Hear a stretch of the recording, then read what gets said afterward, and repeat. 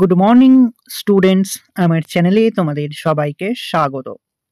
আজকে তোমাদের সাথে আলোচনা করব জেনারেল অ্যাওয়ারনেস অ্যান্ড জেনারেল নলেজের 34তম পর্ব নিয়ে। তো আগের পর্বগুলির মতোই আজকের পর্বটিও খুবই গুরুত্বপূর্ণ হতে চলেছে, বিশেষ করে যারা রেলওয়ে এক্সাম দিতে চলেছ 2025-এ। তো প্রতিদিন ঠিক সকাল 6টায় আমি তোমাদেরকে এই পর্বটি করিয়ে থাকি। তো অবশ্যই সকলে যুক্ত হয়ে যাবে এই সময়। সমস্ত আপকামিং রেলওয়ে এক্সামের জন্যই এই পর্বটি উপকৃত হবে, যেমন ALP technician, RRB technician, group D সমস্ত পরীক্ষাগুলিতেই। তো চলো আজকের পর্বটি শুরু করা যাক। তোমাদের প্রথম প্রশ্ন হলো, নিম্নলিখিত কোনটি উদ্দীপনার জন্য দায়ী গ্রন্থি? 5টি স্টার দিয়ে রেখো। নিম্নলিখিত কোনটি উদ্দীপনার জন্য দায়ী গ্রন্থি? সঠিক উত্তর অপশন সি, অ্যাড্রিনালিন গ্রন্থি। পরমাণুর ব্যাস মাপা হয় নিম্নলিখিত কোন এককে? পরমাণুর ব্যাস মাপা হয় নিম্নলিখিত কোন এককে? সঠিক উত্তর অপশন এ, ফার্মি এককে। 1833 খ্রিস্টাব্দে মহলওয়ারি বন্দোবস্ত কার আমলে শুরু হয়?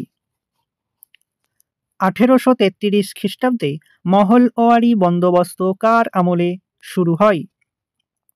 সঠিক উত্তর অপশন সি, উইলিয়াম বেন্টিং এর আমলে। দক্ষিণ ভারতের কোন নদীর বদ্বীপকে শস্য ভাণ্ডার বলা হয়? দক্ষিণ ভারতের কোন নদীর বদ্বীপকে শস্য ভাণ্ডার বলা হয়? সঠিক উত্তর অপশন এ, কাবেরী নদীর। পর্তুগিজরা কোন সম্রাটের ফরমান বলে সাঁথগাঁও এ বসবাস শুরু করে? পর্তুগিজরা কোন সম্রাটের ফরমান বলে সাঁতগাঁওয়ে বসবাস শুরু করে? সঠিক উত্তর অপশন এ, আকবর এর ফরমান বলে। সিপাহী বিদ্রোহের পরবর্তী সময়ে প্রথম ভারত সচিব কে ছিলেন? খুবই ইম্পর্টেন্ট একটি প্রশ্ন। সিপাহী বিদ্রোহের পরবর্তী সময়ে প্রথম ভারত সচিব কে ছিলেন? খুবই ইম্পর্টেন্ট একটি প্রশ্ন। সঠিক উত্তর অপশন সি, আল স্ট্যানলি। মেলাইটিস রোগ মানুষের দেহের কোন অংশে ঘটে? মেলাইটিস রোগ মানুষের কোন অংশে ঘটে? সঠিক উত্তর অপশন সি, স্পাইনাল কর্ড। বায়ুর প্রধান জাতীয় উপাদান কোনটি? গ্যাসীয় হবে এটা। বায়ুর প্রধান গ্যাসীয় উপাদান কি? সঠিক উত্তর অপশন বি, অক্সিজেন ও নাইট্রোজেন। সম্রাট অশোকের কোন পত্নী তাকে অত্যন্ত প্রভাবিত করেছিলেন? সম্রাট অশোকের কোন পত্নী তাকে অত্যন্ত প্রভাবিত করেছিলেন? সঠিক উত্তর অপশন ডি, কারুয়াকি। সংবিধানের 7ম তপশিলের আলোচ্য বিষয় কি?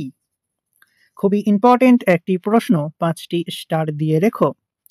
সংবিধানের 7ম তপশিলের আলোচ্য বিষয় কি?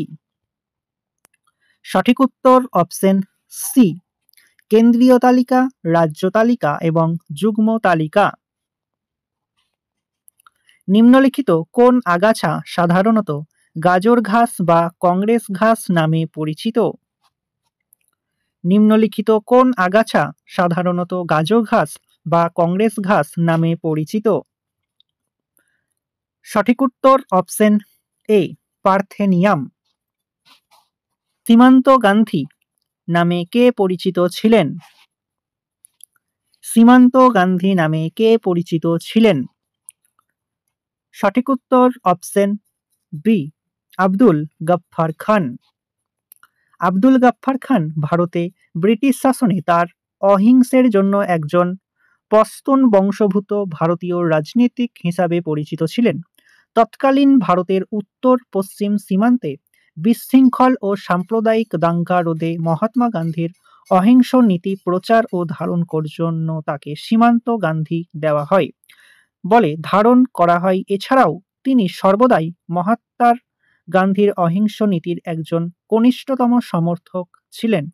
তিনি বাদশা খান, সরদাহি গান্ধী ইত্যাদি নামেও পরিচিত ছিলেন।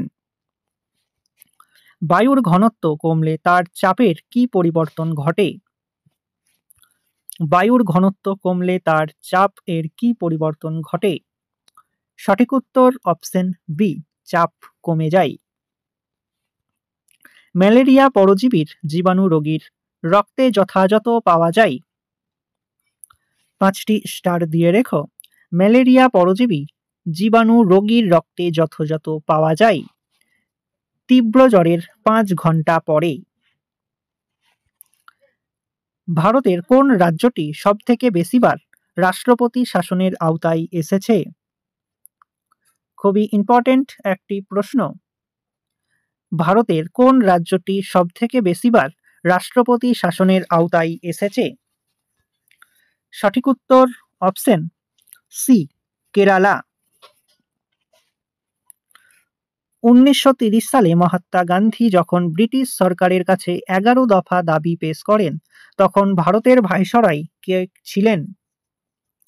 1930 সালে মহাত্মা গান্ধী যখন ব্রিটিশ সরকারের কাছে 11 দফা পেশ করেন তখন ভারতের ভাইসরয় কে ছিলেন? সঠিক উত্তরটি তোমরা আমাকে কমেন্টের মাধ্যমে জানাও, দেখি তোমাদের মধ্যে কতজন সঠিক উত্তরটি করতে পারছো। তো চলে এসো নেক্সট কোশ্চেনে। নিম্নলিখিত কোন আর্টিকেলে অপরাধের দোষী সাব্যস্ত হওয়ার বিষয়ে সম্পর্কে বর্ণনা হয়েছে? নিম্নলিখিত কোন আর্টিকেলে অপরাধের দোষী সাব্যস্ত হওয়ার বিষয়ে সম্পর্কে বর্ণনা রয়েছে? সঠিক উত্তর অপশন বি, আর্টিকেল 20। তো স্টুডেন্টস, এই ছিল তোমাদের আজকের ক্লাসটি ভালো লাগলে বন্ধুদের সাথে শেয়ার করো। চ্যানেলে নতুন হয়ে থাকলে চ্যানেলটিকে সাবস্ক্রাইব করে পাশে থাকা বেল আইকন বাটনটি প্রেস করে রেখো ভিডিও নোটিফিকেশন সবার প্রথমে পেতে। তো দেখা হচ্ছে নেক্সট ক্লাসে। আজ এই পর্যন্তই। সবাই ভালো থেকো, সুস্থ থেকো। জয় হিন্দ, জয় ভারত।